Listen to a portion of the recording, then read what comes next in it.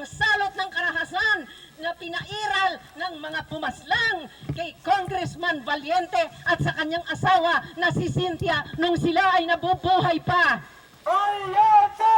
Valiente! Valiente! Valiente! Kaya ngayon, narito ang anak ni Carlos at ni Cynthia Valiente.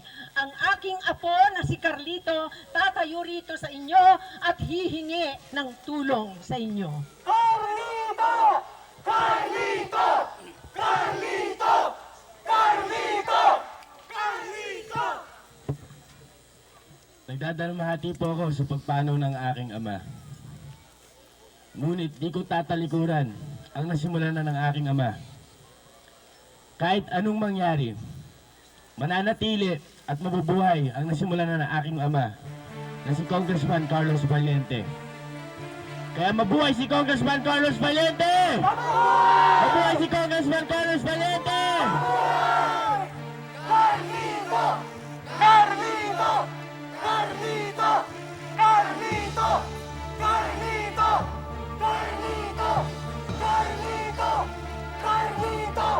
Carlito! Carlito! Carlito! Carlito!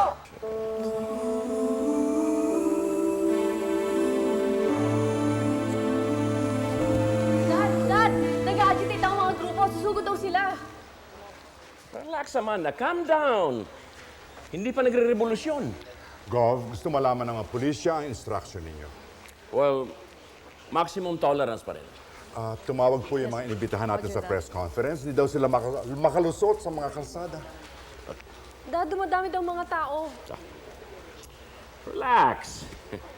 Pagkagat ng dilim, mapapagod din mga yon. Kukuluan siyam para kumain. Tapos. O bakit ngayon lang kayo? Hindi mo na ako dapat pinapunta rito. Sa dami ng tao sa labas, hindi ako makakaalis dito. Huwag kayong matataranta. Paano si Rosa Camila sa ospital? Nagbigay na ako ng instructions na nagdagdagan ng bodyguard doon. Pati mga pulis, pinasecure ko ng hospital. Dinagdagan mo nga ng pulis. Pag nahala tayo ng mga demonstrador, baka sugurin yung ospital. Ano ba kayo? Mga tao lang na may placard, natataranta na kayo? Excuse me, Governor. Congressman Quirino on the line, sir. Oh, hello, Congressman. Governor, marami ng tao sa kalsada. Baka gusto niyong lumikas. Bakit ako lilikas? Mahal ako ng mga taga San Dionisio. Alam naman natin lahat yun, pero hindi sa panahong ito. Congressman, wala akong kasalanan. Bakit ako tatakbo? Alam natin yun, pero mainit ang mga tao. Gawin mo na nga ang gusto mong gawin.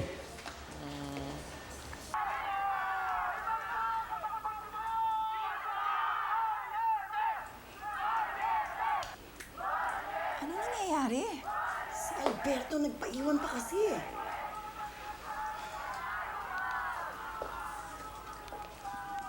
Hello? Alberto, ano nangyayari dyan? Bakit parang ang gulo-gulo na? Hindi na namin alam kung ano nangyayari. Basta dumadami ang mga tao rito. Alberto, malis ka na riyan. Iwan mo na sila. Hello, hello? Alberto, si Daddy. Pupunta na kami dyan. Huwag na. Magawa na kami ng paraan para makalis dito. Eh, paano naman naalis si Daddy dyan? O sige, sino ang titira? Ikaw na. Sige, ako na. Ayan na. Red.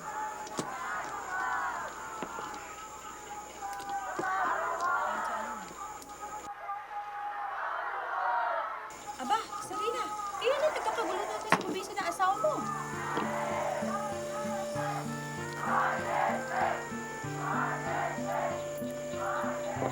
Out of reach. Pag kailangan mo, laging out of reach.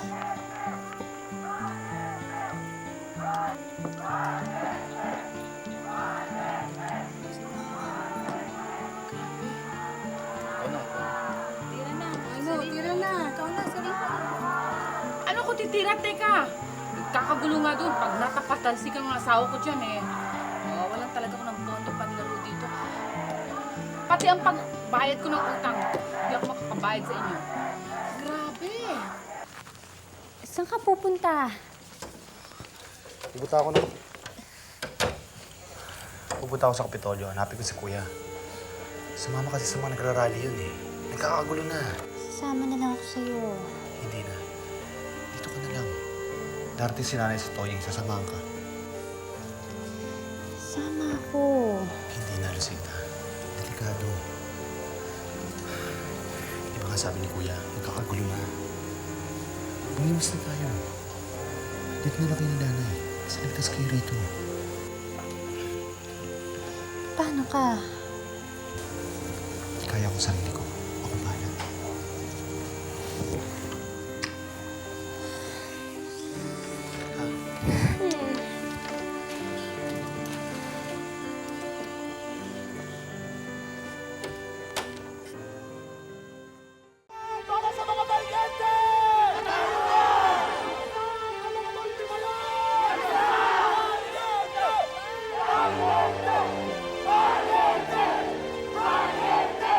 Bakit maximum tolerance pa rin?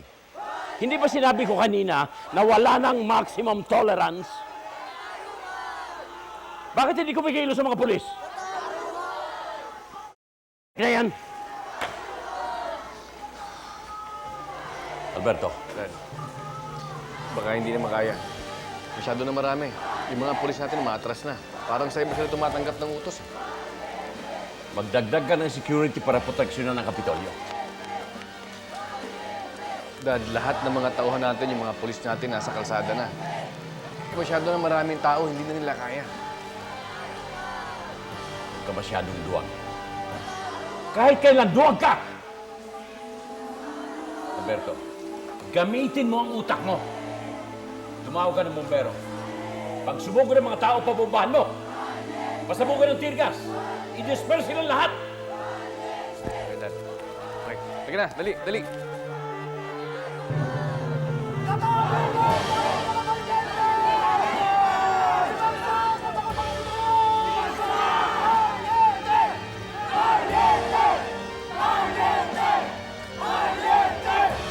Sandali lang mga kasama, sandali lang.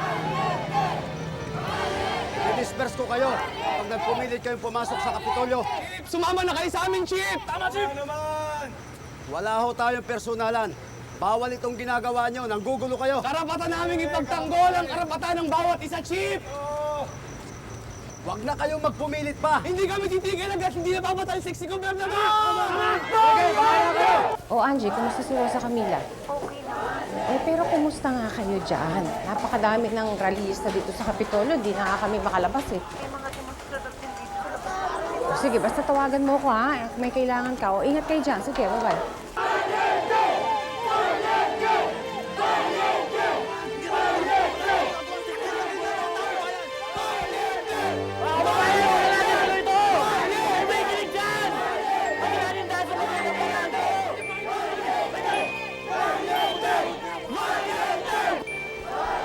Excuse me, Governor. The President, sir. Hello. Good evening, Madam President. No, ma'am.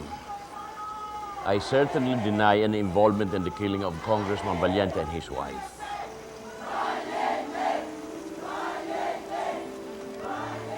Hindi po. Ako po ang gobernador dito. Hindi ko po pwedeng iwanan ang Kapitolyo. Ihinalala ko ng mga tao. No, ma'am. Hindi po ako aalis dito. I'm sorry. Thank you, madam.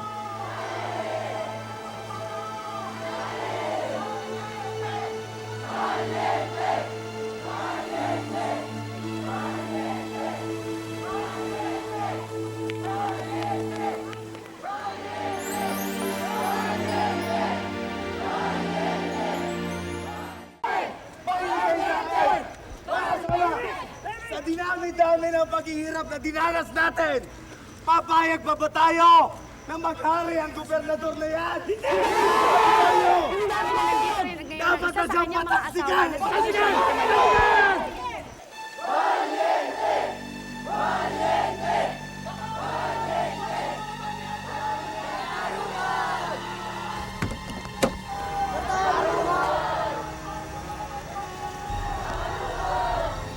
Paalam, Dad. Kung hindi kita napatay na, mas masakit na kamatayan ang sasapitin mo rito.